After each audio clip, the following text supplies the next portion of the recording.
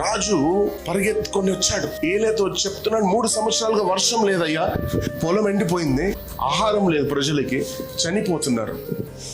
ఏలియా ప్రవక్త దైవజనుడు ప్రార్థన చేసుకొని పక్కనున్న శిష్యునితో చెప్తున్నారు, వెంటనే బయటికి వెళ్ళి ఆకాశం వైపు చూడు. ఆకాశం వైపు చూస్తున్నాడు, చూడలేకపోయాడు. ఎందుకు తెలుసా? భయంకరమైన ఎండ. ప్రవక్త అంటున్నాడు, నువ్వు వెళ్ళి ఆకాశం వైపు చూడు, నీకు ఏదైనా సూచన కనిపిస్తుందో చూడు, వర్షం వచ్చేలా ఏదైనా కనిపిస్తుందా చూడు. ఈ సేవకుడు వెళ్ళాడు. ఈ సేవకుడు ఎలా వెళ్ళాలి? విశ్వాసంతో వెళ్ళాలి. విశ్వాసం లేకుండా వెళ్తున్నాడు. ఈ ఎండలో వర్షం ఎక్కడ వస్తుంది?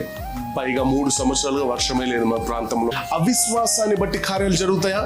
జరగవు, ఎన్నడూ జరగవు. నువ్వు ఎన్ని సంవత్సరాలు ప్రార్థన చేసుకున్నా, ఎన్ని సంవత్సరాలు సంఘానికి వచ్చినా, ఎన్ని కానుకలు విత్తినా, ఎన్ని దశమ భాగాలు నువ్వు విత్తినా, ఎన్ని పాస్టర్లని మార్చుకున్నా నీ జీవితంలో కార్యాలు జరగవు.